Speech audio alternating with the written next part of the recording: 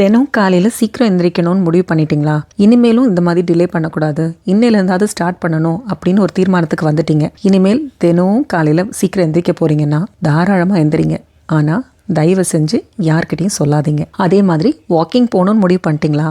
தாராளமாக போங்க. ஆனால் அதையும் யார்கிட்டையும் சொல்லிடாதீங்க. ஜிம் போகணுமா? போங்க, வெல் அண்ட் குட். அதையும் யார்கிட்டையும் சொல்லிடாதீங்க. நாளையிலேருந்து ஹெல்த்தியாக சாப்பிட போகிறோம், 6 மணிக்கு மேலே சாப்பிடவே போகிறதில்ல, ஜங்க் ஃபுட்ஸ் கிடையவே கிடையாது அப்படின்னு முடிவு எடுத்துட்டிங்களா? ஸ்டார்ட் பண்ணிடுங்க, டிலே பண்ணிடாதீங்க. ஆனால் இதையும் எக்காரணத்தை கொண்டும் யார்கிட்டையும் சொல்லிடாதீங்க. Start to work on your goals. உங்கள் வெற்றிகளுக்காக போராட ஆரம்பிங்க. அதுக்கான வேலைகளை ஸ்டார்ட் பண்ணுங்க. கண்டிப்பாக இதையும் யார்கிட்டையும் சொல்லிடாதீங்க. என்னடா எல்லாத்தையும் சொல்லிட்டு யார்கிட்டையும் சொல்லாதன்னு சொல்கிறேனேன்னு பார்க்குறீங்களா? உங்களுக்கு தெரிஞ்சா போதும், ஊருக்கே தெரியணும்னு அவசியம் இல்லை. ஏன் உங்களை தவிர வேற ஒருத்தருக்கும் தெரியவே வேண்டியதில்லை. காரணம், what remains unseen can not be tarnished. மற்றவங்க கண்ணுக்கு தெரியாத விஷயத்த யாராலையும் அழிக்க முடியாது. நீங்கள் ஒன்று செய்யணும்னு நினச்ச உடனே பின்னால் பேசியே நம்மளை செய்ய விடாமல் பண்ணிடுவாங்க. So let your actions speak, not your words. What people cannot see cannot be destroyed, right?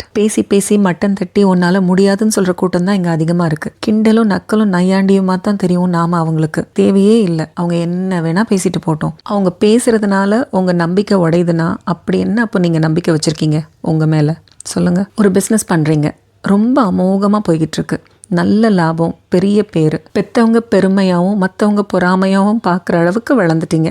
ஆனால் ஒரு கட்டத்தில் இதே பிஸ்னஸ் கொஞ்சம் நொடிஞ்சு போகுது, நீங்களும் துவண்டு போகிறீங்க. இதுக்கு மேலே எப்படா இந்த பிஸ்னஸை இழுத்து கொண்டு போகிறோன்னு திணறிக்கிட்டு இருக்கும்போது நீங்கள் வெற்றி அடைஞ்சப்போ அமைதியாக இருந்த அந்த கூட்டம் தான் நீங்கள் துவண்டு போய் நிற்கிற இந்த நேரத்தில் வந்து, உனக்கு தான் நான் சொன்னேன்ல, இது வரலன்னா விட்டுட, ஏன் இதையே கிடந்து மல்லு கட்டிட்டு இருக்க, வராத பிஸ்னஸை வானா வருமா, அன்னைக்கே சொன்னேன் கேட்டியா, இது எதுக்கு, வேற ஏதாவது வேலை இருந்தா பாரு, சம்பளத்துக்கு கூட போ, எதுக்கு பிஸ்னஸ் பண்ணிக்கிட்டு இருக்க அப்படின்னு சொல்ல ஆரம்பிக்கும். ஆனா நீங்க யோசிச்சு பாருங்க, உங்களுக்கு தெரியும் சொடக்கு போட்ட நிமிஷத்துல மேஜிக் மாதிரி ஒன்றும் நீங்க இந்த பிஸ்னஸை கிரியேட் பண்ணிருக்க மாட்டீங்க. எவ்வளவு போராட்டங்களையும் கஷ்டங்களையும் தாண்டி இந்த நிலைமைக்கு அதை உருவாக்கி இருப்பீங்கிறது உங்களுக்கு தெரியும். அப்படி இருக்கிறப்ப அவங்க சொல்றதை வச்சு நீங்க எப்படி முடிவு எடுப்பீங்க? அவங்க சொல்றதை நம்பிட்டாலே நீங்க தோத்துட்டீங்கன்னு இல்லையா?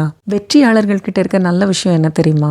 விடாமுயற்சி மட்டும்தான். எங்க தோத்தோமோ அங்கே ஜெயிச்சு காட்டணும். ஒரே நாள்ல எல்லாம் மாறிடும் சொல்லிட முடியாது. இது என்ன ஃபேரி லேண்டா, ஒண்டர்லேண்டா? விடாமுயற்சி மட்டும்தான் எல்லாத்துக்கும் தீர்வான பதில். ஆல் ஆஃப் அ சடன்லாம் யாரும் ஜெயிச்சிட முடியாது. எல்லாத்துக்கும் ஒரு டைம் வரும். உங்களோட தொடர் முயற்சி தான் உங்களை மீண்டும் மீண்டும் ஜெயிக்க வைக்கும். மற்றவங்க அவங்க கையில இருக்க அளவுகோலை வச்சு உங்களை அழக்க முயற்சிப்பாங்க. அளந்தா அளந்துட்டு போட்டோம், அது காட்டுற மதிப்பு தான் நம்மளோட ஆக்சுவல் மதிப்புன்னு மட்டும் என்னைக்கும் நம்பிட.